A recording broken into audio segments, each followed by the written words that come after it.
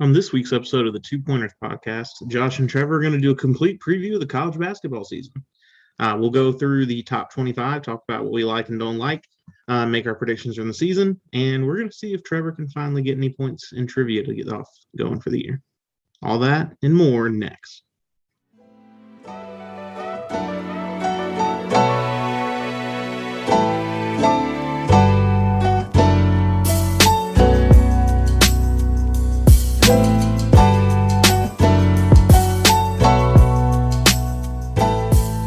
Welcome back to the Two Pointers podcast. I'm Josh.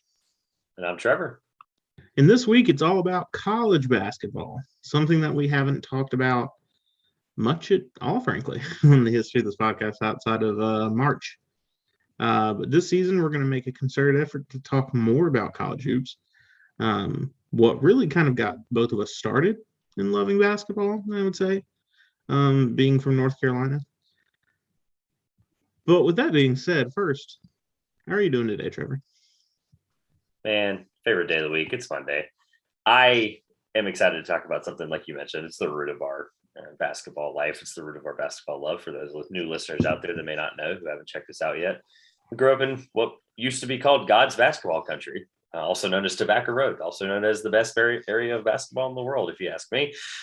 It's just a great historic area where like the original parts of the ACC, which confusingly enough used to be the SEC, regardless, look up that history if you're ever bored. Long story short, South Carolina used to be in the ACC.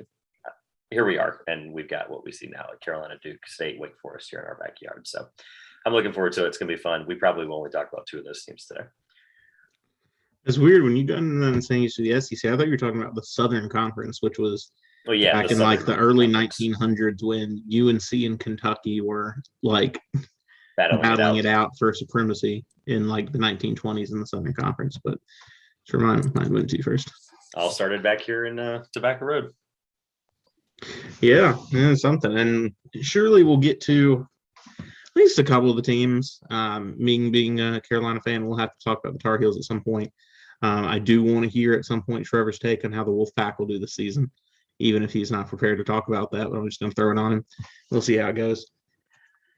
But before we get started, we'll kind of start out maybe with a different Tobacco Road school, because let's kind of talk about those four teams that are playing in the Champions Classic start to the season tomorrow night. Well, we're recording on Monday, so they're playing on Tuesday. It'll be yesterday by the time you guys get this. But let's start with the Duke Blue Devils. Probably have the biggest storyline in the regular season. It's Coach K's last year coaching. Probably inarguably the best coach of all time based on total wins. Second for one coach in national championships behind John Wooden. Mike Krzyzewski's had an incredible career at Duke, and he enters this final year with a Duke team that a lot of people think could be making a Final Four run. Trevor, what are your thoughts on Duke this season? So personally, obviously, I would be happy to see something like that happen, where they make a nice run and try to go out here on top. But I can save some of my thoughts on Duke. I mean, it's good to preview them now, but I'm going to save some of my thoughts on Duke for later in this segment or later in this podcast. But I think this Duke team is better than a lot of people are giving maybe some recognition for. Obviously, they landed themselves at 9th in the preseason poll, so maybe more than some, obviously, who voted for them.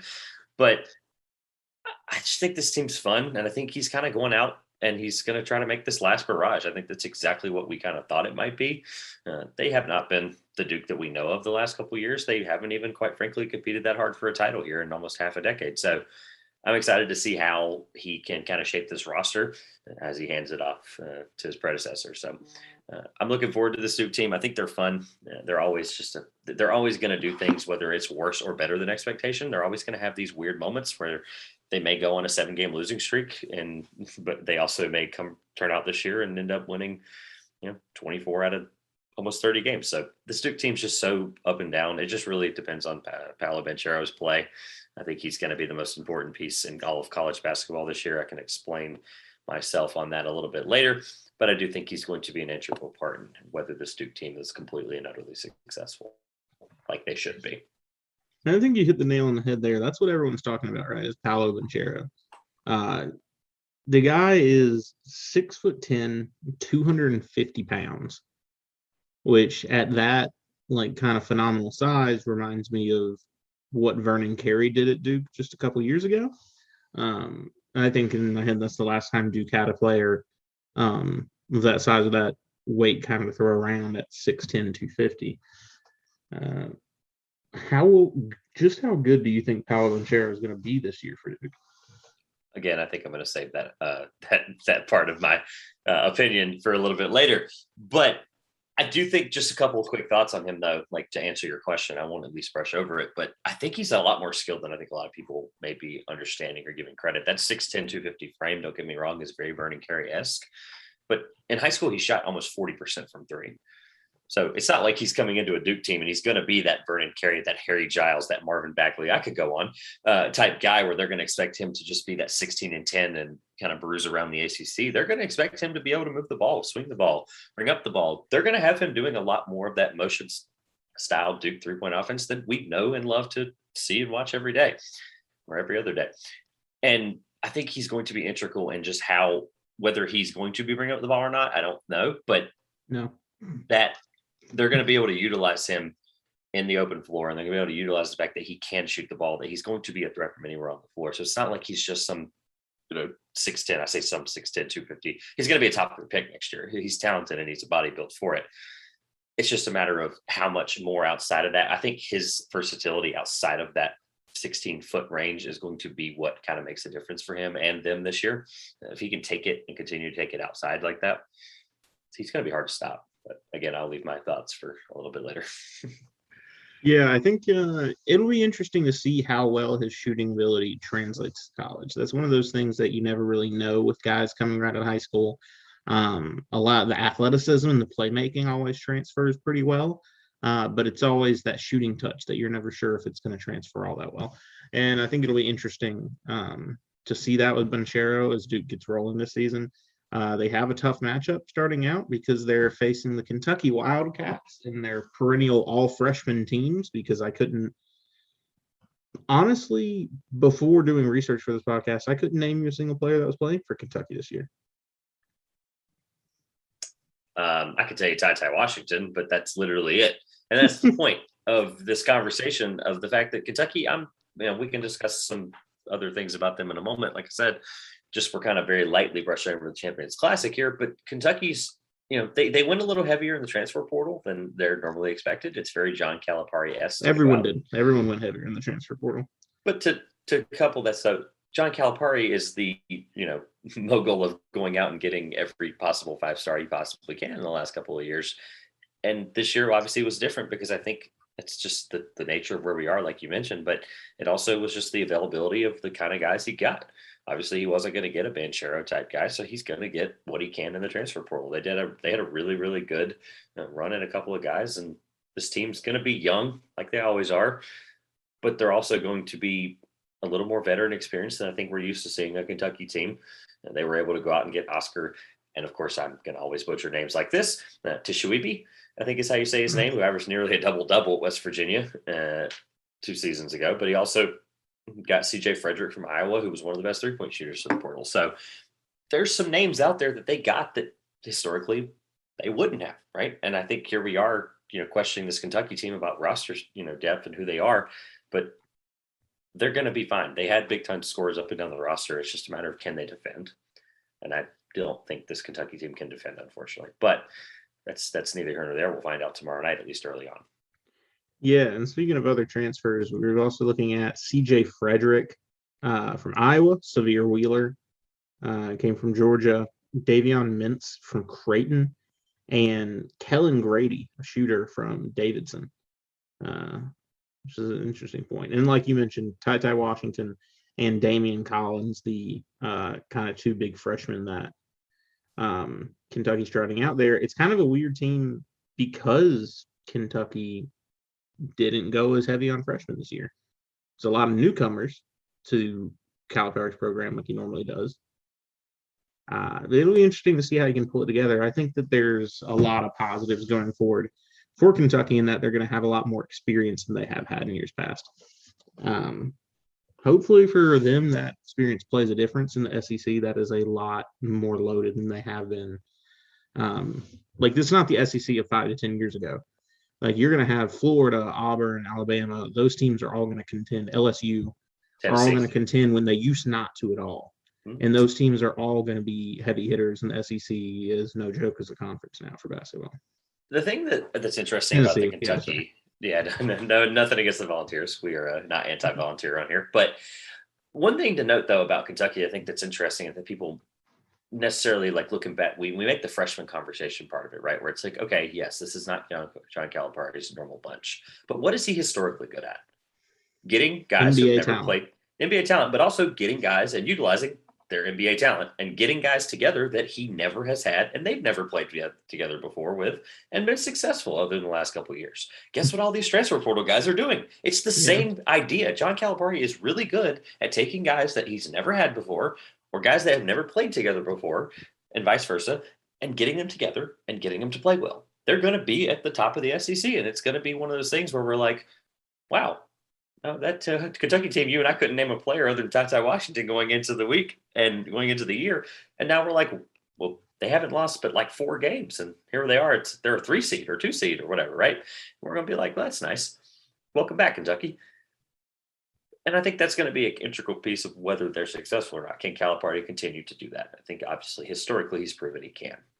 Also, shout out to TyTy Washington for being granted access for his nonprofit organization, the TyTy Washington Foundation.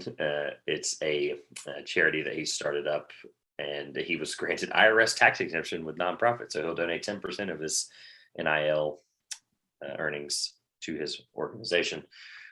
Shout out to TyTy Washington. So that's really cool. I mean, it's good to see. It's the first real note I've seen of a guy using NIL for charitable sources at school to get the IRS's non-exempt or tax-exempt backing. So not a tax podcast, we're a basketball podcast. Anyway, it was just still interesting to note that. I just thought that was cool. Oh my gosh. Could you imagine how boring a podcast about taxes would be? If there's any tax podcasters that are listening to this, please don't hate us. That was just a joke. If there are any tax podcasters that are listening to us, why? They like basketball. What do you mean? No, not about listening to us. Why do you do a podcast about taxes? If you're a basketball tax basketball podcaster, please tweet us at 2pointers on Twitter, please. Or just write in on our website and tell me why. Questionnaire at the bottom at www.2pointers.com. You do? I'll talk about it. Who knows? All right. Anything else we're missing? We're kind of missing the obvious, like, last part of the Champions Classic here that hasn't won a national title since 2000. We talked about pre-pod. Well, we could talk about Michigan State, but we've also got Kansas that we haven't mentioned yet. The team is probably the highest. The other blue team. Yeah. The blue team that's actually ranked the highest out of all 3 of these other ones. So how have we made it this long and not talked about Kansas? All right. Well, I think part of it may be that, well, I guess, okay, so Kansas is the favorite in the Big 12. It's not a bold thing to say in most years. However, this Big 12 had the national champion last year, and that champion wasn't Kansas. It was Baylor and Scott Drew's guys. So I feel like there's a degree to which Kansas has kind of lost. I don't know. I don't mean this to be a bashing Kansas section, but Kansas is not the dominant given in the Big 12 they used to be. I mean, I think it's kind of like looking at the SEC with Kentucky. They're not that given out there anymore. And I think it's going to be interesting to see how they do. I think that they are going to kind of handily beat Michigan State, and I think they'll probably be the strongest looking team on night 1. But I'm interested when Kansas gets to Big 12 play, how that's going to hold up. It's another team like Kentucky. They are made up of a lot of transfers without a lot of holdover from last season. So outside of your Christian Bronze and Ochai Agbaji, sorry, butchered that. Ochai Agbaji. Kansas brought in, a lot of transfer guys. So one that I think is going to be a huge difference maker being that of Remy Martin, who I love that they're coining the term now super senior. I absolutely just love the term. I believe that refers to a transfer of a senior or higher. So I think that's a 5th year. That's what they would have previously have called it. But they're calling it a super senior. I think he's going to be really integral to this team as somebody who averaged 19 and 3.5 assists last year from Arizona State, who's In the really Pac-12, the basketball conference. Yeah, that was an unreal Shout conference out to last Bill year. Walton. And they were Best fast. conference in college basketball, right? Yeah, after him not winning me trivia, thanks Bill Walton. So that Arizona State offense was fast, and he was the reason. Like he averaged 19 and 3.5 assists because he was literally the only guy on that team that was able to score the ball at a high clip. So imagine what he's going to do with this loaded roster around him. I also think it's interesting to note that this team, although yes, it's a lot of transfers, like we can't ignore how deep this team really is, though. I think that's one advantage Kansas has in the Big 12 this year. It's just the sheer depth of the fact that they brought in this many guys that they're ready to just come in and just try to win the Big 12 handedly. The problem I have, though, and I always lower my expectations because it's a Bill Self Kansas team. I'm not going to get my hopes up because they've done it to me before. And depending on their matchup, come March, Josh, I might not pick them to make the Sweet 16, depending on the matchup, because they've done it to me before. Oh, Kansas is number 1 seed. I'm gonna go Kansas in the South bracket. It's like, no, I'm not, because I'm not going to feel confident in any Bill Self team outside of the first 2 weekends or outside of the first 2 weeks of college basketball in March. So I have to see it. I want to see this team's chemistry. As you mentioned, the Big 12 play is going to be really interesting. I think that's going to be really interesting to see how they develop over time as they go into the Big 12. But they've got to be rolling. They've got to beat Michigan State really, really handedly, and they've got to just win these absolute just crapper games against these tiny teams. They just got to really dominate to get their just get their mantra together and go into Big 12 as hot as they can be. Otherwise, they're going to be slain like they have many a times. So. Yeah, I think it'll be very interesting because Texas is right there knocking on that door. Baylor is going to try to recover from their 2 best players graduating and moving on to the NBA, and we'll see how that goes for Baylor. I'm probably not going to mention them too much today, but I mean, props to Baylor for their incredible season last year, where they really dominated their way through the entire NCAA tournament. There was no question who the champion was at the end of that season. And also, you can't forget they still have Perry Ellis. Perry Ellis is still out there for. I love how you just went for that. Perry Ellis is the guy that was like a 7th-year senior at Kansas who played like. I'm going to pull it up to the screen so you can see it. This is a visual podcast for us too, but not anyone else. This is Perry Ellis. You're going to laugh. I'm keeping this in the recording. You remember Perry Ellis? Oh yeah. He's still on the team. No, I'm just kidding. He's not. It's still fun. I'm gonna tweet a photo when this episode goes live of Perry Ellis. You told me. I mean, like, I just would have believed you. I mean, no, that's it's a running joke. There's so many reasons players get to stick around forever nowadays that. I know, it's like he was the first guy to really do it though. He had a couple of injuries and he was like the first real like what they now call super senior, and I believe he played 7 full seasons at Kansas. I think Georges Niang kind of did that too, because I remember him. He was a senior at Iowa State, or a super senior, as we'd say. He was 25 in the NCAA tournament. And who's now 25-year-old senior. Contributing crazily for the 76ers. The joke with Perry Ellis, though, college basketball Twitter will appreciate that. And I will tweet a photo of him once that goes out, just for the people who would understand. All right. Anything else about this opening night? Obviously, Michigan State here is the kind of the odd man out of this bunch. But Sparty. The Champions Classic. Yay. Michigan State's there. Why? Nothing other than I'm not really sure what we're going to get from this Michigan State team. They were the ones who I believe they ended up getting the 26th most votes for the AP 25 poll. That is correct. So they missed just out. And I think it's going to be, I don't know, with Michigan State every year, it's kind of they kind of look good, but we can't trust them to really keep up with that year to year. Or game to game. They just can't be trusted to kind of bring that best performance the next day. And that's always been the worry for Michigan State, that consistency. So I'll be honest with you, looking up and down this roster, there's not a single guy where I'm like, that's the guy that's going to make this team better. Michigan State's always had a guy like that in the past. And it's because of well recruiting. I'll tell you what it's not because they didn't plan for it. They had Amani Bates committed, and then he decommitted and went to Memphis instead. Yeah, So shout it's out Penny. not for lack of trying on Michigan State's part. It's never that. Tom Izzo will always, the thing with Tom Izzo, regular season wise, he's going to get this team to overperform. It's just a matter of how much they'll overperform. Mm-hmm. You were correct. They did just finish. I say just. Virginia got 125 votes. Michigan State just outside with 87.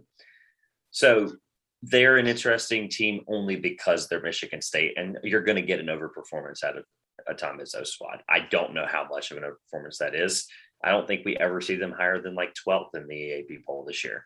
The issue is it's just they got to win games that they wouldn't normally win this year, like, say, Michigan, like, say, Indiana, like, say, Ohio State. They've got to win those games that they normally wouldn't. And I think that's just going to be the only reason that they propel anything this year. That's not a knock on Michigan State, that as they've had a great football season this year. So glad for them, because otherwise they probably wouldn't be happy out there in Michigan State, wherever the heck Michigan State City is. I forgot. I'm not going to lie. I tried. East Lansing. East Lansing. Thank you.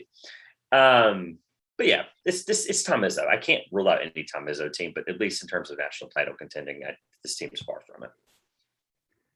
Probably not, but anything can happen once you get to March. All right. With that being said, we kind of gone through the Champions Classic. Let's kind of dive in, look at the top 25, and kind of let people know who we like that's there. We think they're in a good spot. We think they're gonna perform up to that point or overperform, and who's maybe ranked a little bit too high. Trevor, who do you like in the top 25? I was about to ask you. Ooh, can I start? Can I start, please? I wanted to start with who's too high, but I'm going to start with who's better, I guess, or whatever the opposite of that would I guess you could consider. I'm just going to couple kind of what we started out. I do like this Duke team a lot this year. I don't necessarily want to I don't know where we're going to start. This is going to be very round table because I think unfortunately, the top six is just kind of this.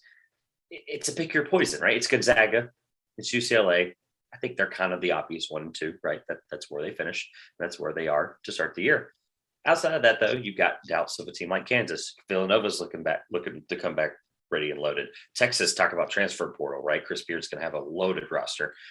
Michigan. Plus, it's Chris Beard. Plus, it's Chris Beard, right? Yeah. It is. Look, that was probably the craziest move of the offseason. But the Michigan thing with Juwan Howard, too, Juwan Howard's going to get that team to play well, whether they play well past the second weekend, I don't know.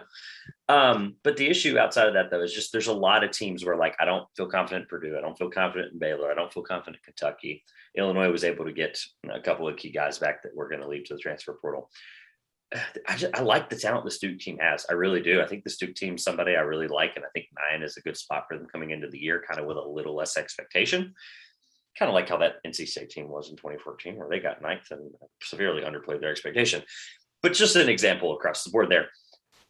I think it's a talented Duke team that can shoot the three really, really, really well. And I think that's just going to be their Achilles heel, whether it's a good thing or a bad thing. In this case, it's just going to be how they can play down the stretch with Coach K's final year, like you said already. But I'm intrigued by them. I think they're one of my favorites if I had to pick one of the top 10 that's not the obvious Gonzaga, UCLA. I just have questions about other teams that I think this Duke team is talented enough to beat some of them in prime time.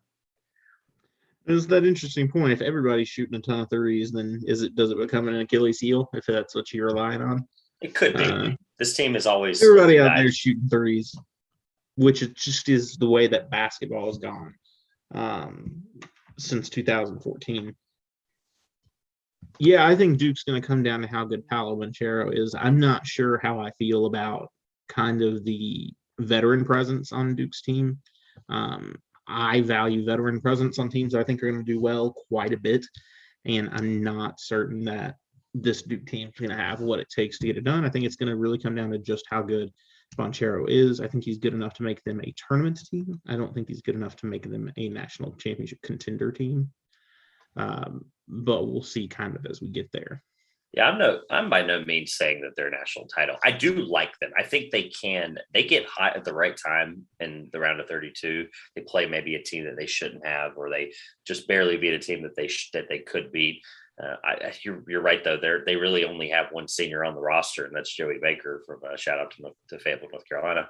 But outside of that, it's a very, very heavy freshman and sophomore roster because they were able to keep a lot of those guys that they had from the year prior. It's just going to be, they're going to have to overplay expectations slightly. The issue for them, though, is just the right time. Like if they get cold, like you mentioned, everyone shoots threes, though, but every time in the last decade, Duke hasn't played well and someone's beaten them.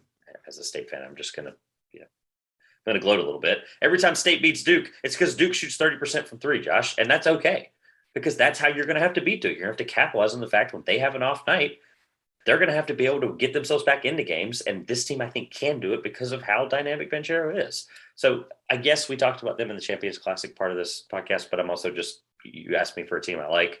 If I'm not giving you anything about the top 8, because I don't like Purdue, I don't like Illinois. Illinois is obviously there at 11, but I don't like Kansas necessarily. Obviously, we went for a couple of different reasons. I don't like Baylor. I think Duke's a great team that can surprise a lot of people. I think I might end up throwing you a curveball here. I don't know what your thoughts are on this team, but the team that I like, that I think that even though they're ranked very highly, might be underranked, is Purdue University. Purdue returns just about everyone from a team that was the 3 seed in the NCAA tournament last year. This team has one of the most dominant front courts in the country with Travion Williams and Zach Edey, who, by the way, is 7'4", an absolute beast in the middle for Purdue. He's going to cause nightmares in the Big Ten for teams that go through the play. He's going to cause nightmares for Carolina fans when they go to play Purdue in the non-conference in late November. Purdue looks good. They are veteran. They are experienced. They've been here before. They're everything that you want to see from a team that you expect to go somewhere. And I think Purdue has what it takes to win the Big Ten this year. I like them more than I like Michigan because Michigan has kind of had to reload and Purdue hasn't had to do that. They have what's proven. I think they have a very good shot to be a Final Four team this year. They had a good shot to be a Final Four team last year. They didn't quite get there. But I think this Purdue team looks really good. So I think you obviously you've understood college basketball in the realm of the junior, senior. That's the teams that are successful. And I agree with you. Historically, that's really what it comes down to. There's not very many examples where freshmen, sophomores kind of come in and dominate, win the tournament. Obviously, it's a winner take all. Like 2015 Duke. 2012 Kentucky clearly was 2012 Kentucky. The main example. But the point being, though, like regardless of who it was or who wasn't, I don't try to overthink like, okay, this team is a lot more veteran presence and be like, okay, this is the reason they're going to win because they've been there, done that. But this is what Purdue's got going for them. Like, I agree with you in that sense. Like, this Purdue team's got a lot of guys that they've continued to build around every year. It's very Butler-esque. It's very exactly what, not Butler. Oh, yeah, I guess Butler did that too. But it was very Baylor-esque. And Baylor obviously got it done against a very young, but also had a balance of experienced team. I think a guy to really look out for, though, is Jaden Ivey. He was an integral part for them last year. He's a sophomore returning. He'll probably be in one of the best bench players in the conference there for Purdue. I think he's going to be a great impact player for them. He'll probably start this year for Purdue. He was a bench player last year. He could. Actually, he'll be a starter this season. But that shows you the depth of this roster. Like, they could play Carson Beard in front of him. They could also play Chase Martin. I just don't know. I mean, that guard depth is so deep. And I think that's Purdue's kind of crazy enough. Again, Baylor comparison here. A guard depth that can play defense and can get you shots up as quickly as possible. Purdue is also going to be really fast. I think that's going to be really fun to watch, like how fast they're really going to be and how fast they're going to run circles around a team. I don't know, like who are they going to play in the tournament? I'm just throw an off team that like is a slower defensive team. They're like Virginia. Say they play a Virginia in the tournament, right? I had to come up with the ACC example. Like, what could they do to outlast a team like a Virginia, who's obviously, we can talk about Virginia if they get brought up. Purdue has a bruising front court. Absolutely. Like, they would just, I mean, Zach Edey's big enough to just pick the ball up and put it over Virginia into the hoop. They have such a bruising front court and an offensive rebounding presence from that. They could handle a team like Virginia. So I'll ask you. But Virginia's not a good example this year because they don't have the standout talent to go with the system that they had in the past. Right. The defensive play or the style of play is what I was more referring to. So I'll ask you, the Virginia hype going into this season it doesn't have anything to do because they don't have a Malcolm Brogdon, they don't have a DeAndre Hunter, they don't have a Kyle Guy this year. The biggest name I think is Kihei Clark probably at Virginia, and even that's not as much. It's really faith in Tony Bennett's defensive scheme, which I think is well founded. They have a team. Tony Bennett could coach a team to a victory over a much more talented one just because of his ability to disrupt what teams do well. But this Virginia team, we've gone off on a tangent, isn't truly that talented. No, I think they're perfectly placed. If you look at the teams ahead of them, I don't necessarily think they're better than Connecticut, but they're behind St. Bonaventure, they're behind Auburn, they're behind Maryland, they're behind Florida State, Carolina, Tennessee. Then it becomes obvious after that. But they're also just slightly ahead of, say, Michigan State, Indiana, USC, Arizona, Virginia Tech. I think they fell perfectly at 25. I have a question for Purdue, though. What about Purdue? When you say they're underranked, I have to ask a question with a question here. You think they're underranked? And I don't necessarily disagree with you because there's a couple questions of teams. They might be, but yeah. But okay, in your opinion, though,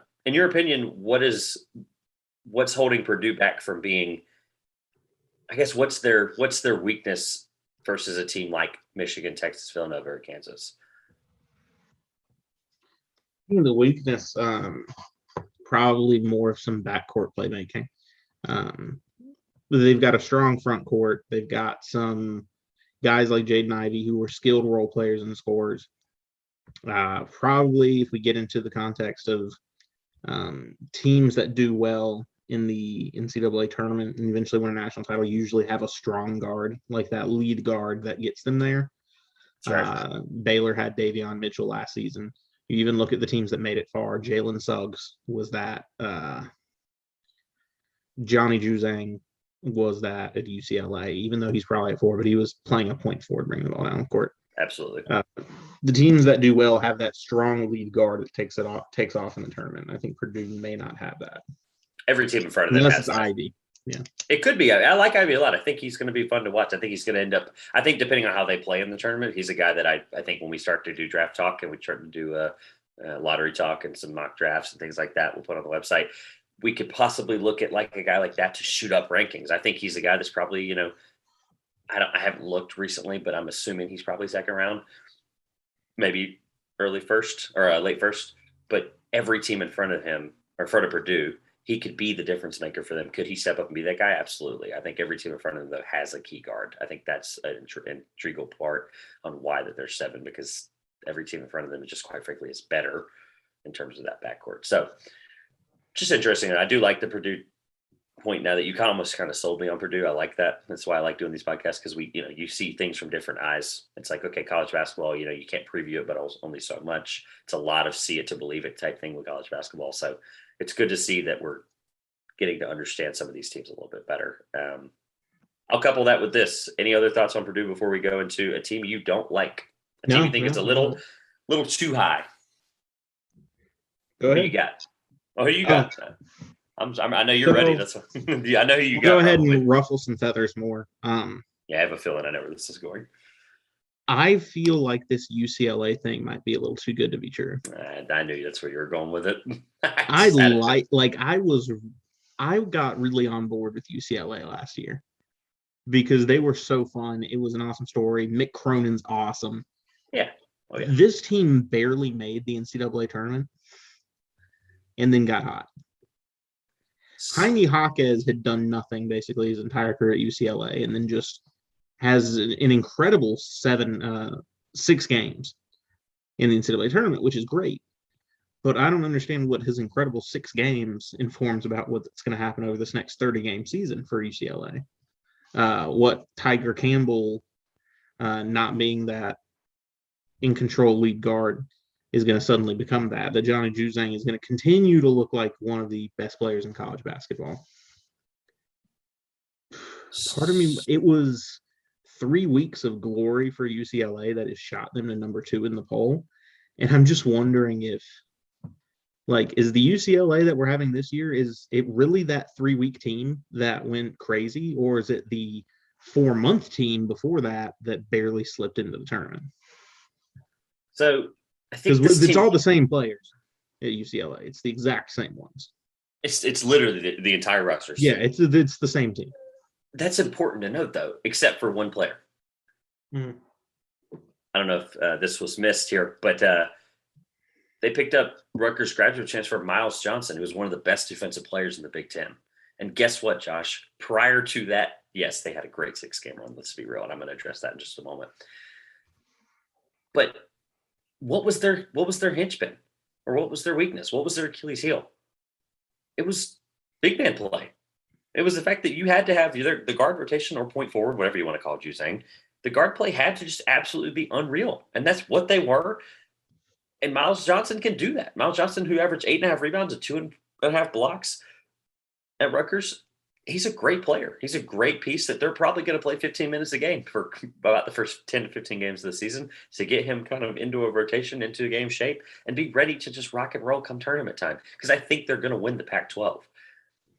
At the end of the day, this team is only going to get better. And if they played, yes, they played poorly up until that point. And I'm going to address it at this. It does concern me that they were down at most up to 15 points to Michigan State in the play-in game. Like, I can't not address that. 15 points in the second half. Mm-hmm. They were 15 points away from losing out in the round, and it was just we don't even have that kind. We're talking about to a Michigan State team that we kind of just passed over as being not very important this year. Yeah, they changed. And we're referencing that to the team that's ranked second in the country. That scares me a lot. Yeah, but I almost just want to hold back my thoughts, but a little bit here. But they're that. I think they're that good. I think the momentum's going to matter. I think the fact that Cronin's that good of a coach, I think Juzang's going to be a top probably 10 pick just based on that season alone, just based on if he can couple that again. I think they're that good. I think Juzang's going to be a leader. I think those guys now believe in what he could have been, what they thought throughout the season. They had their highs and their lows. They've had guys in the past that you really thought could have done that. But I like him. I like him a lot, and I think they're going to just be really fast, and they're going to be hard to beat. Oh, I like him too. Like, if there's any team that I really want to see succeed in college basketball, it's UCLA. I want this to be real for them. I want them to be that good. They're fun. They're incredibly likable team. Johnny Juzang's a star that you desperately want to see really be real. You want to see Mick Cronin succeed at UCLA, that a school that hasn't had a coach find real success there in a long time.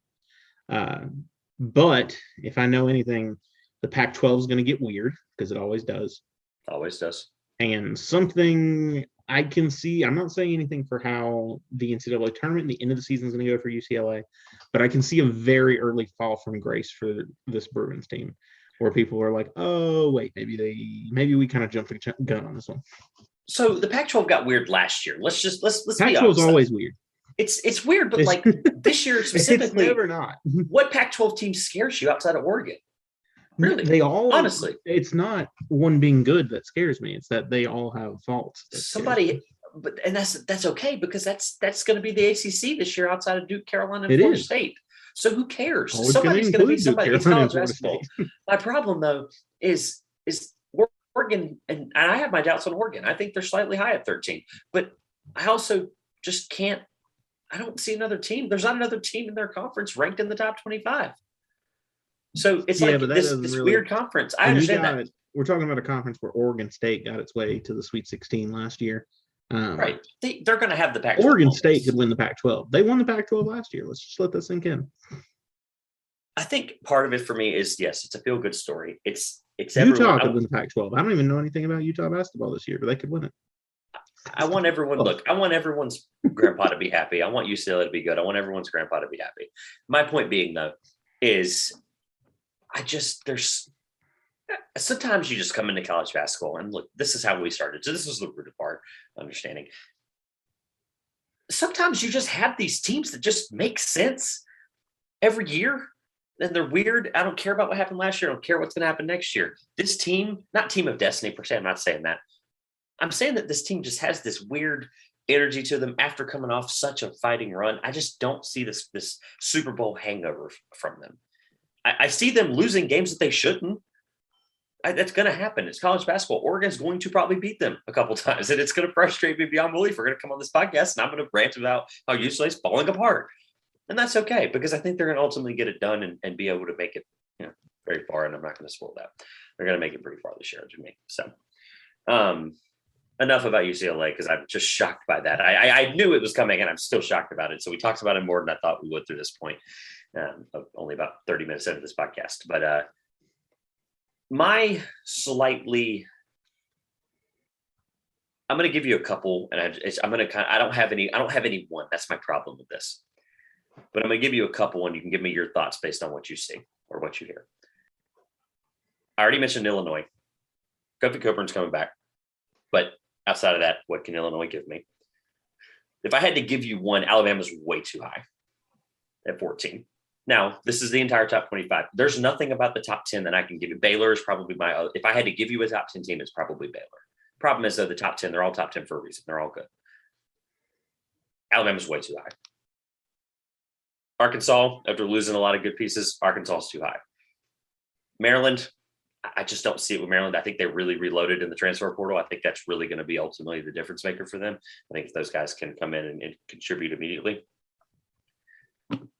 That's about it. Those three, I think, are my kind of no one is like truly sticking out to me. But it's one of those three, and I don't know which one. I'll save this clip right now. I'm talking to future Trevor in 3 months, 4 months. Save this clip, and I'm going to pull this clip back up when we go to do March, and one of these three is going to be way, way under expectation. It's just a matter of how bad. I don't know, and I don't have an answer for you. I just have to give you those three. Any thoughts on any of them? I think Alabama's interesting. I think they're a school who hasn't been good at basketball in a long time. And Nate Oates took this team to relevancy last year all of a sudden. And I really can't say right now whether or not he's going to sustain that or if it was a one-year wonder kind of thing. So I'm looking forward to see what this Alabama team does this year. This is the Alabama team that lost Josh Primo, so I just don't know how they're going to do it, Josh. They lost Josh Primo. This is becoming a Josh Primo slander podcast. I apologize, Josh Primo. I'm sorry. But no, eventually, sometime in the future, I'm just going to ask you a trivia question for fun of the 2020 Alabama team. Who was the first player? Or I'm just going to say, what lottery player was picked off the bench from a team that wasn't great? I don't know. He also lost. He was a second-round pick. It's outrageous that Herb Josh Jones. Primo, coming off the bench for Alabama, was the first player selected off that team in the NBA draft. Well, Herb Jones wasn't going to be, but he was also a good player for the second round. I mean, they lost Herb Jones as well, so I just don't know. This seems just they got Javon Quinterly, but that's the only guy I like on this whole roster. I don't. They got the Quinterly brothers, but I mean, Javon's the guy. He was the guy in high school as well. But Josh, there's nothing about this team that excites me. Sorry, Eddie. There's nothing. Or shout out to our friend Eddie, but there's just nothing about this Alabama team that excites me. And the SEC, I think they're gonna be the slip team of the SEC. You mentioned them earlier in that SEC bloodbath almost. And I think Tennessee's gonna be better than Alabama, and they're eight spots behind them. Or 5 spots behind them. So anything else on some slipping teams? Do you have any other ones you want to give a shout out to, maybe in or out of the top 25? No, I don't. I'm good.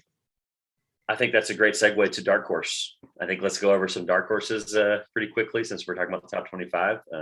Obviously, dark horse is subjective to the fact that the team that one of us is about to say could in our opinion, as a dark horse, could win the national title. To the listeners that might be new around here, that's how we have determined a dark horse. A team that probably shouldn't, but probably could at the same time, in our opinion, based on whatever we came up with.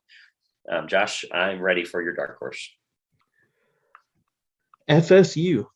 That's who I have to go with in this situation. They're coming in ranked 20th in the AP poll. And I understand they lost Scotty Barnes last year, which is a big loss for that team.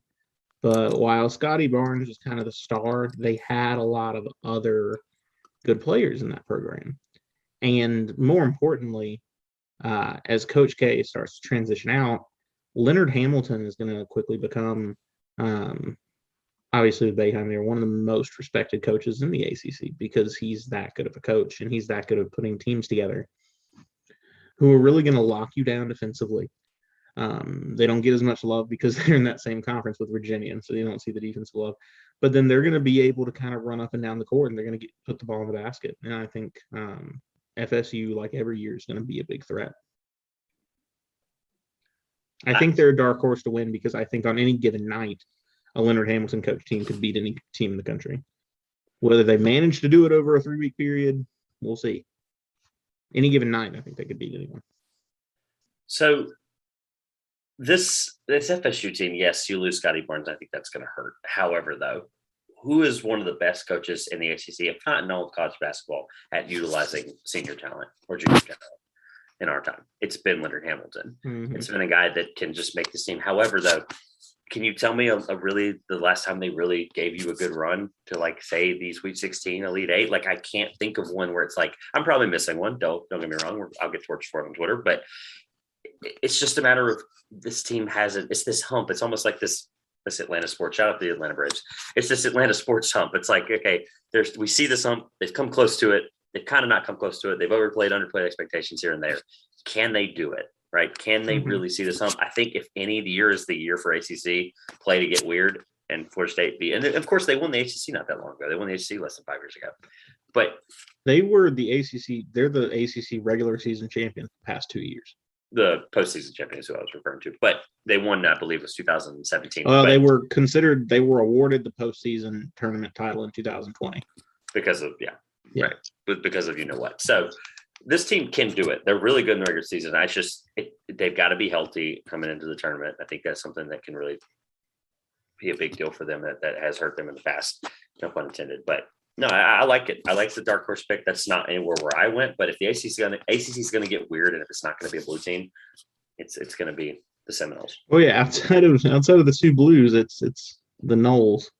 I mean, after that though, it's really a drop off. Honest to goodness, the ACC is weird. Yeah, it's those three. It's everyone else. I think it's after that you go UVA and VT, go to the two Virginia schools. After that, maybe to Clemson and the Wolfpack. Yay! Sorry, I didn't rank them high, but I didn't put them super low. Well, okay. So, is this my 30-second? Yeah. Go. Let's excerpt talk for about this the Wolfpack because we're kind of just running through the ACC now. Funny you say this. Like, and I'm glad you just at least volleyballed me this one. Every prediction across the board, Lenardi, Bozello, all those guys, they're ninth in every single ninth, right? So all I have on state basketball this year is, if Kevin Keats wants to keep his job, Kevin Keats has got to be a winner. And this team, unfortunately, has a bunch of younger guys that have never played in the system before. And that makes me nervous. So this very well, depending on how the season goes, it's one of those things, as a fan, I'm excited because 9 is a really low expectation. So if they're 6th, we're happy. What can we say? I'm excited. Here's the thing, though. They finished 11th in the ACC this year because of a couple of stupid losses to BC. Kevin Keats is fired. I think it's that simple. I really do. I think it's that big of a swing this year where if they completely underplay expectations, I'm not saying he's going to get fired, but I think it's that big of an expectation difference between the fact that they're 9th. There's no real expectation. So if you completely bomb it and you really can't give us anything after the last 4 years, I think they're going to beat a couple of weird teams and big teams. I think it's going to happen. It's going to be this weird, always Wolfpack thing. That's my 30-second. It's just such a weird swing season for them. Obviously, they've got Bates. I think he's going to be really good this year. I think he's going to lead the ACC in blocks possibly, but I think he's going to be high up there in terms of the block ranking, whether it's number one. I'll say it. You know what? I'll say it. He's going to lead the ACC in blocks. Manny Bates is going to do it. That's it. That's all I have. This is the Wolfpack team. I'm excited to watch them on December 1st. I'm actually going to the ACC Big Ten Classic. That'll be really cool. So are they your dark horse team to win the national title? No, Xavier is my dark horse team to win the national title. Xavier is outside of the top 25. An Xavier team, by the way. Tell me why. A couple things. First of all, they play Ohio State in about 3 days. They play Ohio State this week. If they could beat Ohio State this week, the nation's going to understand why I made this pick. They're going to see that this Xavier team, when you mentioned seniors, right? You mentioned juniors, you mentioned the experienced roster, you mentioned a team that might have had slipped off the fall of graces. This is an Xavier team that a few years ago has been a 2 seed multiple times. Yeah. And I believe once year that were they not a 1 seed a couple years ago? I think they were. They're an awesome program. Yeah. Nonetheless, senior experienced guards. I'm going to go through a couple of guards that have been impacts on this roster really quickly. You've got DeJuan Oden, who's a sophomore. He's the youngest guy on this team. Nate Johnson's going to be the lead guard here as a senior. You've got Adam Kunkel. You've got Colby Jones, who's another sophomore, the other young guy on the team. You got Paul Scruggs, who's a senior. Elijah Tucker's their kind of, their key marquee player as a forward. He's a freshman from Georgia. But you've got Zach Sweetie, who's probably going to average 6 assists. A couple different forwards here. You got another senior, Ben Stanley. But Ramon Singh. The list goes on. They've got Spencer Kobe. They've got guys all over the rotation for guards. They're going to have a 7-guard rotation. It's a matter of which of these 7 guards plays. It's the big man depth that scares me a little bit. But I do think if this team can get hot, they can make that weird. I'm not like Oklahoma State was a 3 seed last year that kind of made that kind of shock. They obviously had Kay Cunningham, so that's not a good example. But I think you see these UConn teams. I'm going to compare them to UConn, not because they have a Kimball Walker, not because they have a James Book Knight. I'm comparing them because UConn has been successful as a team that plays a heavy guard rotation. I think Xavier can get it done because I think they're going to be fast. They're going to have that West Virginia style fast trap offense and defense. It's just going to be very, very fun to watch them. And a subpar conference nonetheless. I mean, they're in the Big East, who historically the Big East just recently not been that great. UConn's obviously there, but you just have some slips here and there from the Big East, and unfortunately Villanova. I know Villanova's I'm taking the obvious aspect out of there. It's a pretty top You're heavy. Just like they have UConn, but like other than that, it's an obvious. I feel like it was kind of unspoken. But okay. Xavier is a team that I think is going to get back to the ranks where when they're 13th through a couple weeks, we're kind of like, okay, they're starting to get it done, and they can probably get a high seed. I think they finished with the top 6 seed in the NCAA tournament, which I think at this point in the historic realm of college basketball, that's not out of the question for a dark horse. Anybody from like 7 down, 6 down can win a national title for whatever reason it may be. And I usually think anybody outside of those first 4 seeds is usually would be a surprise to win the tournament. But can do it. It's happened plenty of times. Oh, so it can happen. For them, it's going to be really important. Question: lowest seed to ever win the tournament? Go. Villanova. No, I mean like the lowest numbered seed, and no, it was not Villanova. It was. I thought it was Villanova at 9. Was it not? They were. Oh, well, then there was another team at 9, but yeah, 9, correct. UConn also won at 9. Oh, well, yeah, that one. Villanova's the one that came to my mind first, but they might have been 8. The team in the 80s is what I'm thinking about. But regardless. Hopefully that's trivia. I get an extra. UConn with Shabazz Muhammad was 9. Yeah, that team was fun. Shabazz Napier, you mean? Shabazz Napier, you mean? There was also a Shabazz Muhammad. There was. He was on UCLA. Darn, yeah. He played for Minnesota as well. Napier. Yeah, the fact that there were 2 Shabazzes in a short period of time. Yeah, that's crazy, something. Right? All right. Yeah. Shabazz Muhammad, by the way, was the top. I believe he was a first-round pick in the NBA. I think he went to go play for whoever LeBron played for at the time. Probably who that was. Could be. Dark horse on your side of the thing. Already did that, FSU. Oh, that's right. Josh, who is your? I'm backwards. I feel like we got the order in my head. The order's backwards. Josh, who is your title favorite, or who is your title prediction? All right, we're gonna go real off the wall here. This is not gonna be chalk whatsoever. Don't do it. Gonzaga. Okay, no thoughts on Gonzaga. Moving on. I don't. I feel like there's nothing to say. Timmy, okay. Holmgren, Salas, Nimbard. The team's still loaded. They have a freshman better than Jalen Suggs from last year, and that's going to show. Holmgren's better, I promise. And I like right, Jalen maybe. Suggs. Okay. We can. Funny you said that because I was actually going to ask you who you think is going to be the better player this year, Timmy or Holmgren. So we can debate that later. We'll get there. So that'll probably end up being like college basketball's marquee segment in a few weeks. Yeah, for us. No, I hate for you to go chalk because I'm not going chalk. Unfortunately, to Mark Few, I'm sorry, Mark Few. I hate to do this to you. I don't know who plays Gonzaga to beat them. I don't know if it's in the national title, but I can tell you it's not going to be Gonzaga, in my opinion, winning the national title. And I'm just going to go ahead and ride with Cronin and ride with Johnny Juzang. And I think they get it done. I really do. I think the magic is still there. I think they do it. For every other reason, I told you I would hold back. For every other reason I said earlier.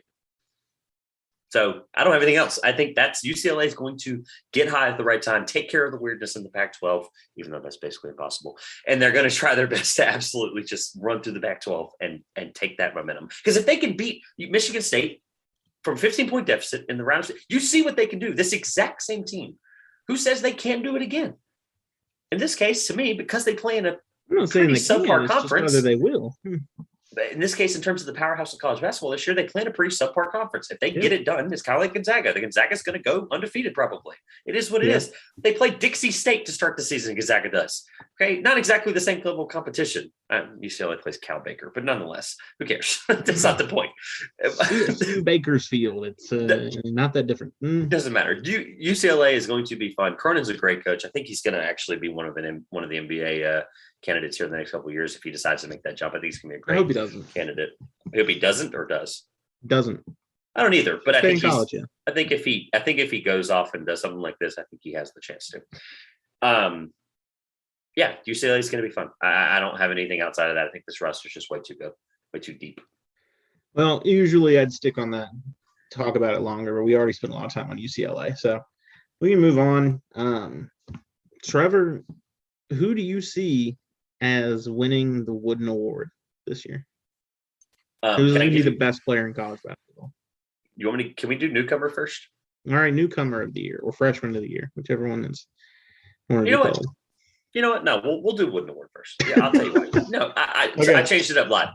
I changed this pick 30 seconds ago. Not 30 seconds ago on this podcast. 30 seconds before this podcast started, I changed my pick.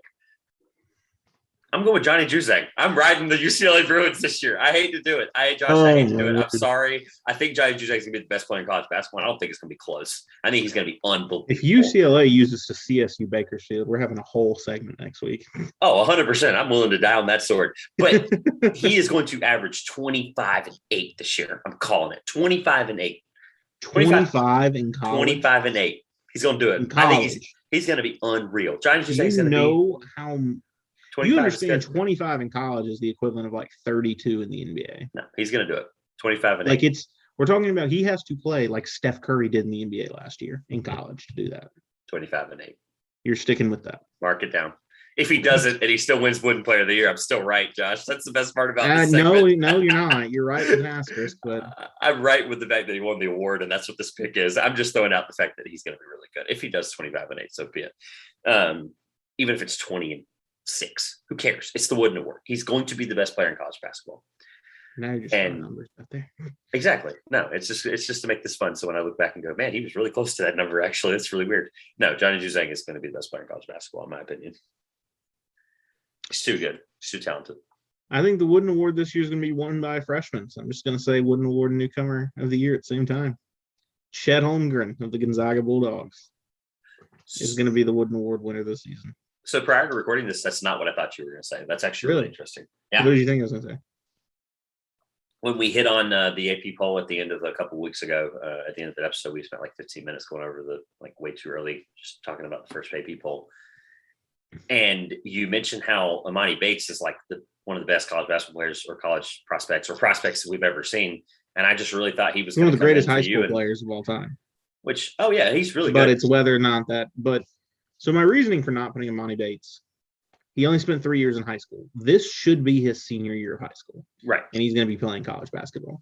I think that it can be understated that that's going to hold him back a little bit. He is essentially a boy playing among men in college. He's maybe 18-year-old, but like he was not supposed to be at this point yet. He's just that good that he's jumped to this point, and he may not shine the way people expect him to. Still think he's going to be great. Still think he's like first team all freshman in college basketball, going to contend for that freshman of the year, going to look great at Memphis.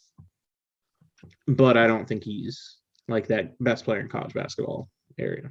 I think that's also just a testament to the fact that you said all that about how he's not supposed to be here at this point. He's supposed to be here. No, he's not.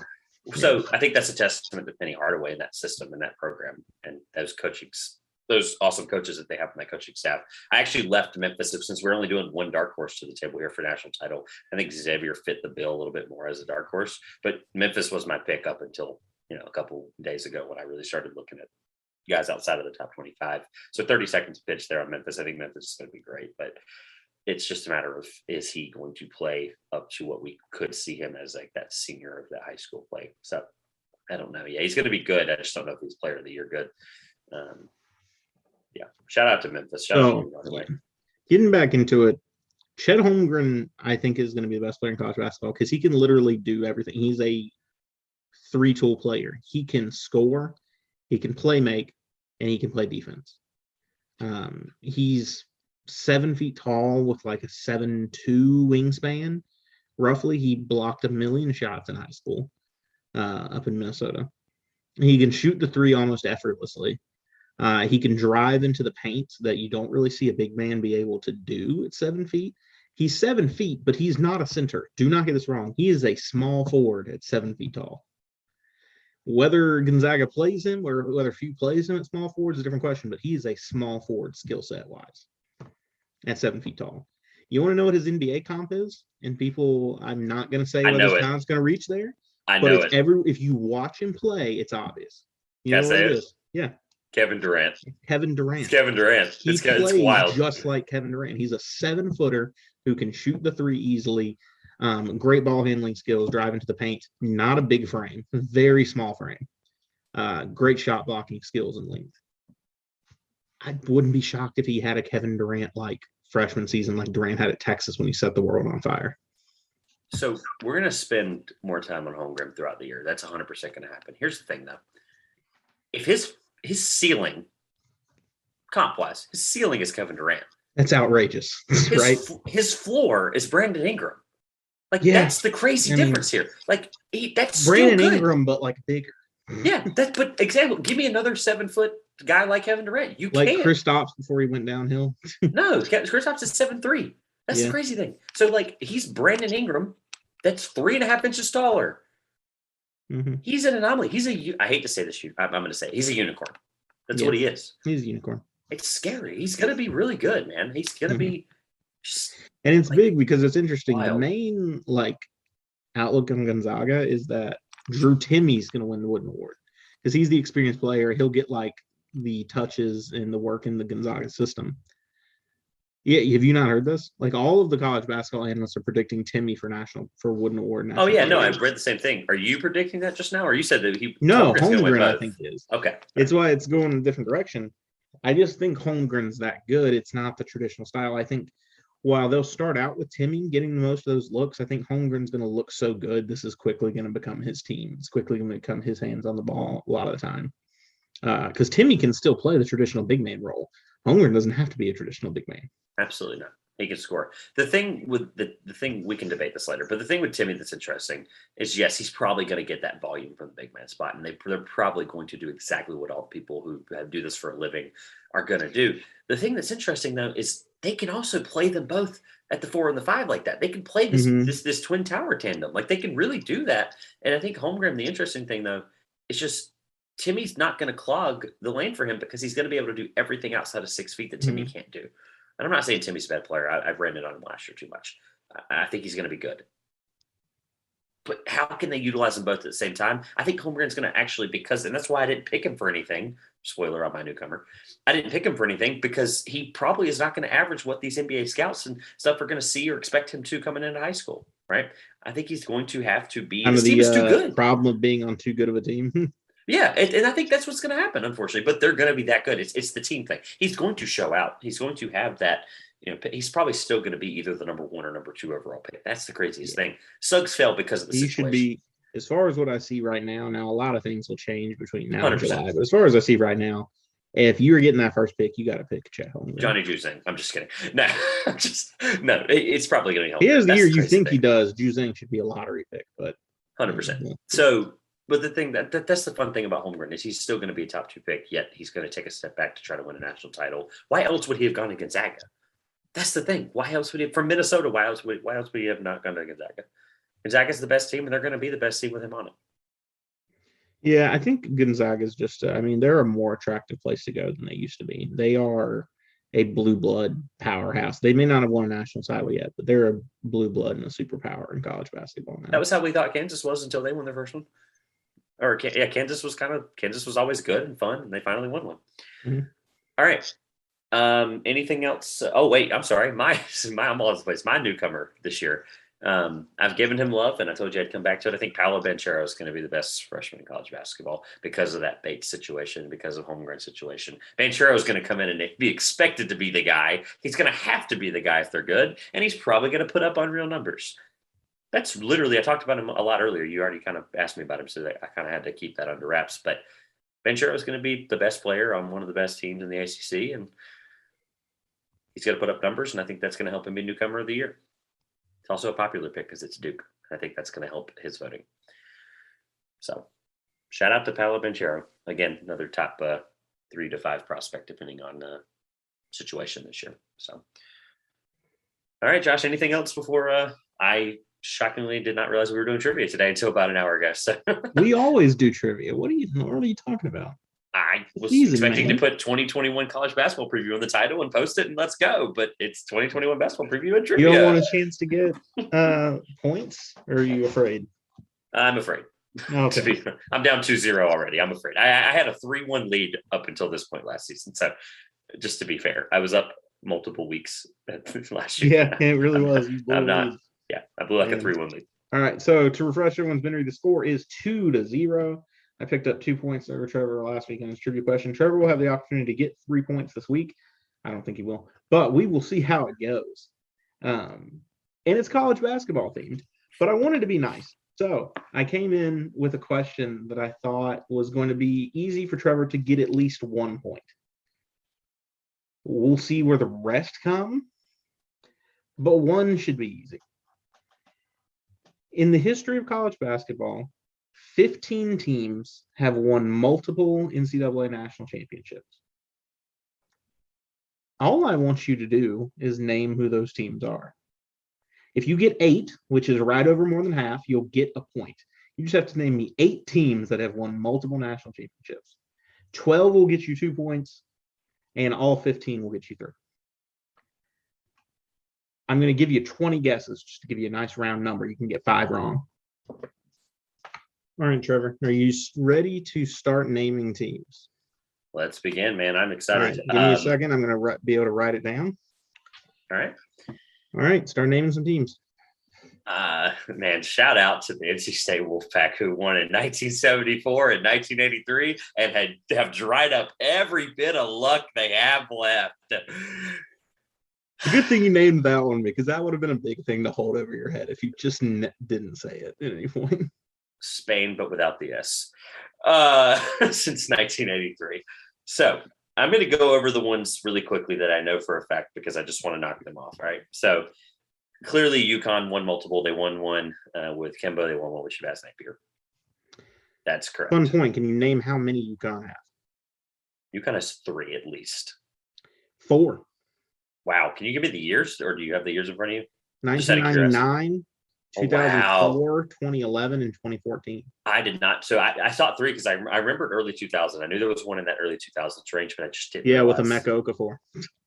That's crazy. Yeah. The 99 one, I couldn't tell you anything about them. Quickly here, let's go Michigan. Give me time to write them down. Michigan. So. Are you kidding me? Michigan is incorrect. They've won only 1 national title. Let's look up the year. I never want to hear another word from Michigan fans. If a Michigan fan is in my DMs or in my mentions this week, you're getting blocked. Michigan basketball, only 1989 NCAA tournament champion.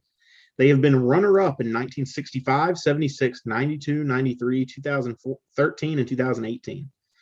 So they have been to 7 national championship games, but only 1 title.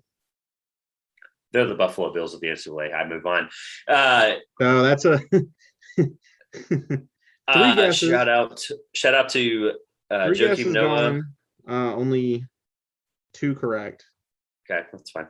Shout out to Joakim Noah and Al Horford. 2006, 2007, Florida back-to-back. That's easy because they won back-to-back. Yes, sir. I'll take that one. Kentucky, go ahead and get that one out of the way. Yeah, we're going to go ahead and landing on the second most titles at 8 with the Wildcats. Let's go with the other close to it there, Duke. Blue Devils with 5 under Coach K. North Carolina. Heels have 6 tournament championships. And we go with the Bruins. So now we're back to where I There we go. The 11 from the UCLA Bruins, which puts you at 7 correct so far on 8 guesses. You need just 1 more. How do I get the second point? Again, to be clear, how do I get the second point? How do I get 12. the second point? Ooh, okay. All right. So let's rattle these off. You've made 8 guesses. You got 7 right. Indiana has had to have won with Bobby Knight a long time ago. They had to have won 2. I know they won at least 1. The problem is, did they win the second? Indiana has 5. That's they. Wow. Okay. All time. Not all with Bobby Knight. Looking at through 1940, 1953, 1976, 81, and then 87 for the Hoosiers. Oh, okay. Same amount as Duke. And that puts you at a point. Told you it'd be easy. This is where it gets tough, though. Yep. Because I have, and these are not guesses, because I have a couple here that are like, okay, I know they won at least one. We talked about it. Like Michigan State won at least one because we've talked about it this podcast. Kansas has definitely won one with Bill Self. Problem is, did they win one when Roy Williams was around there a long time ago?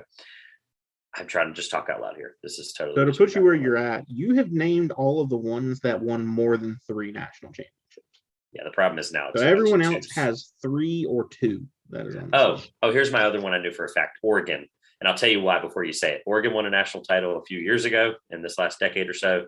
And they also won the very first one, 1939. Shout out to the Oregon Ducks. They definitely won 2. Josh, please don't break my heart. Oregon has not won 2. What? When do you remember Oregon basketball winning a national championship recently? Oh, no, they made it that far. They didn't win it. Oh, crap. Okay. They made the Final Four in 2017 and fell to the Tar Heels. That was the last time they made the Final Four. The other one, you are right. They won the 1939 NCAA championship. But that's it for the Oregon Ducks. It's tough. How many guesses have I made so far? You have made 10. And I only 10 more. Oh, okay. All right. So this is possible still. 10 more to get 7 to get all 15. Or 4 out of those 10 to get that second point and tie it up. So the fun fact I made earlier, I'm pretty sure I made the fun fact earlier about the about Villanova having that national title in the 80s. That was the first high seed, but they also probably my favorite, not favorite for mean reasons, favorite for the fact that I watched it live and it was probably the greatest moment in college basketball history. Villanova at the buzzer winning a national title for their, I believe it was at least second one. Villanova, you said that everyone else has won 3 or more. So Villanova has won 2 national titles. They've won 3, but yeah. I thought you said everyone else. After winning in 2016, they then won in 2018, where they walloped Michigan in the national championship. So I said you named everyone that won more than 3. Oh, okay. So we're back to got it. All right. So currently I have how many right? 1, 2, 3, 4, 5, 6, 7. You're at 9. 9. Now the problem is, did Georgetown win more than 1? Did Georgetown win 1 at all? That's now I'm starting to question myself. I'm like, wait a minute. If you can't answer that question, that might not be a good route to go down. Yeah, right. It's like, oh crap. Yeah, I'm can't answer did Georgetown win 1 at all. And then now this is where I start looking at the United States in my head, where it's like, okay, you've got like, and these are not guesses. You've got like Arizona.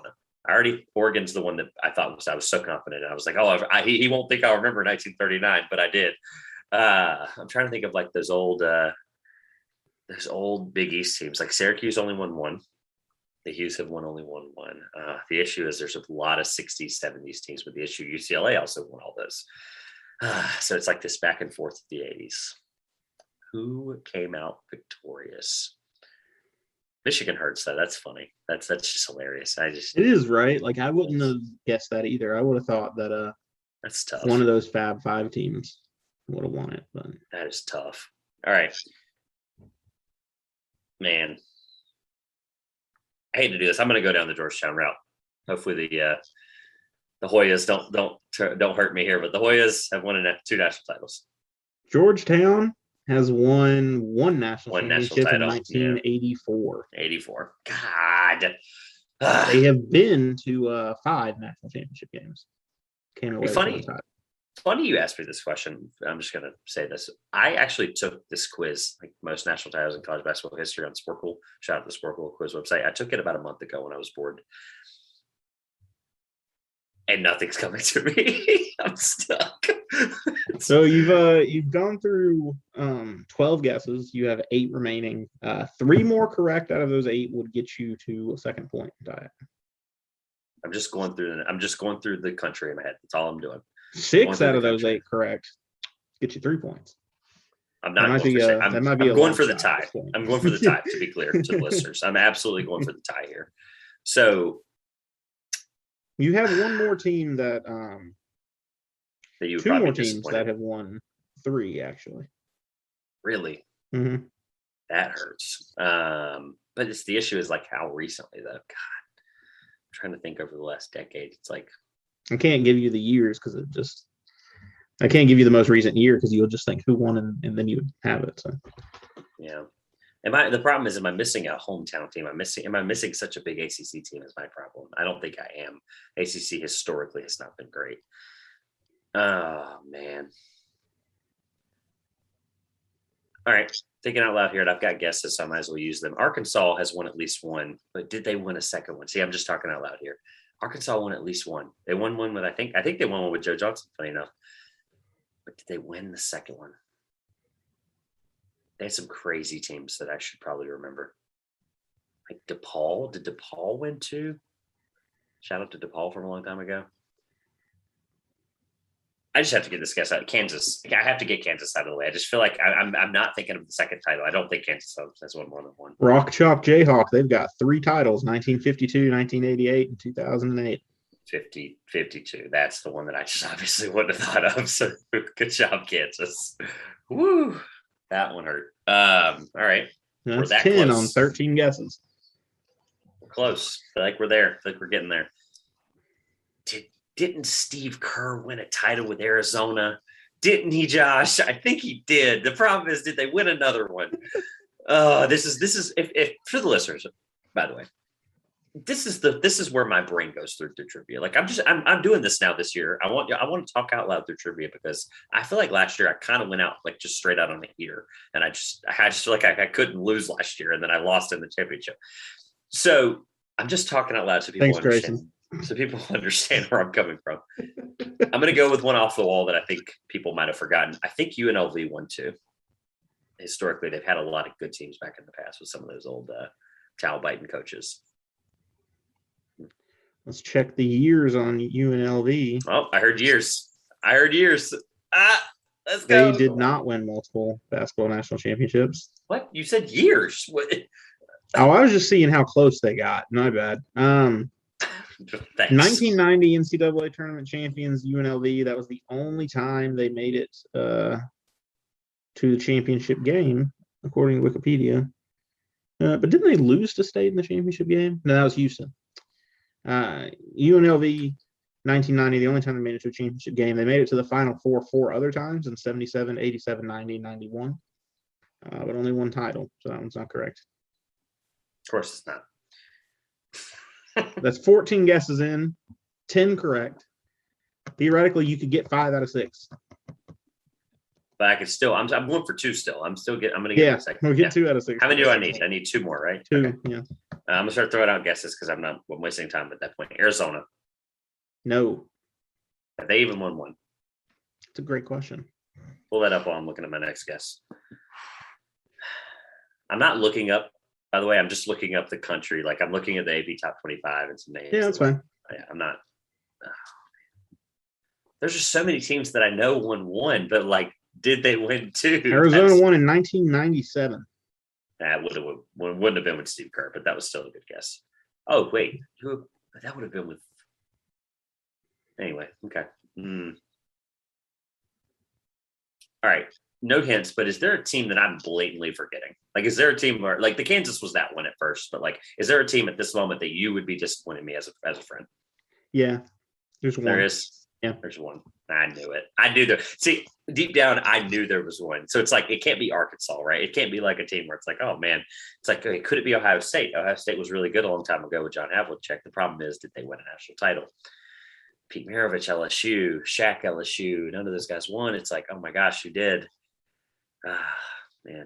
Man, this is the part where I'm like, I feel like the country, it's really difficult for me. Like, it's like, I feel like I'm just following all the way from Washington, all the way down California, Arizona, Texas. I feel like I'm missing the middle. I feel like there's got to be a team in the middle, like somewhere, the Midwest. Shout out to the Midwest, where I'm just like, who am I forgetting? Because the Michigan, like, that hurts. Like, that's an easy answer. Michigan State, though, like, they won the one that we talked about. Did they win one before that? I don't know. Oh, they were good for a while, though. Oh gosh, I have to get Michigan State out of the way, and I would hate myself for not guessing it. Michigan State had to have won a second national title. Michigan State has won 2 national championships. Oh, how could you not remember? You Oh, said you don't know if they won one before. In 1979, led by Irvin Magic Johnson, the that's Michigan right. State Spartans That's defeated right. Indiana State, led by Larry Bird, Larry Bird. in the That's right. NCAA National Championship. So, yes, that's correct. However, Michigan State was not the one I would have been disappointed in you in. Wow, really? Yeah. Oh There's a no. team that has won three. 3? Three on the board. I'm forgetting a 3 team? Oh no. Oh no. Maybe the one you need to get to, because you got five more Oh, potential guesses, oh, that's good. four possible teams. At that point, I have how many guesses to get how many? One? Yeah, you got five to get one to get that second point. Then I'm going to throw out one that could at least get me the one, and then after this, it's Pride. Ohio State probably won 2 a long time ago. Did they? No. No. Did they even win 1? Let's check. Just double check that one. This is just right on the fly. Like just double check, please, for my sake. One, 1960. Four-time runner-up, so they've been to 5 now national title games. Big one, 2007, losing to the Florida Gators when they had Greg Oden. You know what's funny? You know what I'm thinking about now? There was a lot of teams in the 50s and the 60s that were like those Harvard, Yale, Penn, Princeton, Brown. I feel like there's some stupid stupid Ivy League team that won a couple times in the 40s. 4 teams on the board. You've got 4 guesses remaining.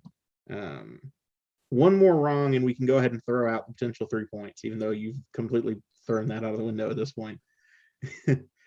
And so what I'm trying to do, I feel like you're saying there's one that I'm missing. So what I'm trying to do is I'm trying to understand what, I'm just looking at, it's like Stanford's not the one you think I'm missing. Cal's not the one you think I'm missing. It's not Oregon State. It's not I'm just going through teams that it could maybe sort of kind of be, but it can't be. Can it? That's St. John's is historic. This is me just talking out loud, of course. Yeah, I'm trying not to give any facial expressions because I don't want you. I'm not looking at you anyway. Saying yes or no. So. I'm looking to the right anyway. I'm looking at the list of college basketball teams that I'm just not I'm just looking at the United States and going, who the heck am I missing? Texas, I don't even think Texas has one. I keep wanting to look at Texas. I go, oh, it's Texas. It's not Texas. Jeez, man. Georgia Tech. Houston won. No, they didn't. No. How many more guesses do I have? 4. To get 1? Mm-hmm. Or to get 4 and get 3 points. Marquette. No Final answer. Okay. Marquette was a good guess, I feel like, but maybe it wasn't. Let's see if they've won one. They haven't. I very seriously doubt it. 1977. Wow. See, I was one national title away. You've named. I don't think you've named any yet that haven't won national championship. Hey, that's impressive. It's a lot of ones. You've hit a lot of ones. That's impressive. I'm giving myself a pat on the back for that. I will say. Who is the obvious one? That's still what I'm looking for now. I'm looking for the obvious one. I'm seeking out the one that I'm an idiot. Guess, because I think that will actually help me. Fun fact: Marquette lost to NC State in 1974's national championship. Oh wow, I did not know that. And then they would come back to win 3 years later, beating the North Carolina Tar Heels in '77. That's tough. Led that year by Alfred Butch Lee, Maurice Bo Ellis, and Jerome Whitehead. You're just filling time now. Yeah, you just gotta throw information in there. I feel like Cincinnati won a bunch a long time ago. Let's go Cincinnati. Wow. The Cincinnati Bearcats won in 1961 and 1962, back-to-back national titles. I knew that one was going to be gotten by you. That was the one that got me over the hump, my friend. I'll take it. Now it's not the one that you should have gotten. Oh, good. It got you over the hump. Lovely. Now it's a matter of I don't care about the 3, so I'm going to start guessing them. Can I just say my 3 guesses quickly? Yeah, go for it. Maryland? No. Hold on. Don't do this. Arkansas? No. Okay. And Man, you really want to get this one right, don't you?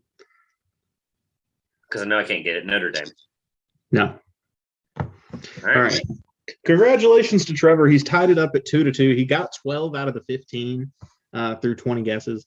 We're going to go ahead and fill in the blanks for those last three teams for fans. I'm going to cover the two that you really just didn't have any shot of getting. I have one outside off the wall. Holy Cross. Did Holy Cross win two of them? Okay. So the two you didn't have a shot of getting back-to-back titles in 1945 and 1946 was Oklahoma State. And a team that at the time was Oklahoma A&M before they would change the name in 1957. In 1955, 1956, back-to-back titles, San Francisco University. Bill Russell. Back-to-back national championships. Bill Russell. And the team that I'm shocked. Drum it up. Go ahead. 1980, 1986, and 2013. From the Atlantic Coast Conference, the Louisville Cardinals and won 3 national championships. Can I tell you why I didn't get Louisville? Why? Because 2013 in my head got stripped, quote unquote, because of all that chaos. Even that, they still had 2. Oh, yeah. No, and that's yeah. There's this gap for me between the 81 and the 2013 one for Louisville. I don't consider Louisville like a powerhouse college basketball team. I just, in my head, they slipped my mind. I actually think I would have probably gotten I did get a Cincinnati one, but I think I would have probably gotten Oklahoma State first if I had really just spent all day doing this. I think I probably would have gotten Oklahoma State right, but just by guessing it over Louisville, I think I would have absolutely forgot Louisville. So I don't feel bad about that. Louisville, after you say that, Louisville's not like one I feel horrible about. It's tough. It's ACC, but it's Louisville. Come on. Kentucky rules that state. Sorry. Quickly on the way out, don't forget to follow us. The viewership for that half of Kentucky. Dang. Tough. All right. On the way out, if you haven't already, if you made it this far through this awesome college basketball preview, that's going to end up being close to an hour and a half. Shout out to us for thugging this thing out. But at 2 Pointers on Twitter, at the 2 Pointers Podcast on TikTok, as well as facebook.com/the 2 Pointers Podcast. And then don't forget, of course, brand new website, still up and running. Shout out to Jacob for getting that thing done. The 2pointerspodcast.com. Josh, send us out. This has been the 2 Pointers Podcast. Trevor and I will be back next week when we talk about how UCLA is falling from grace. But with that being said, I'm Josh. And I'm Trevor. And we will see you soon.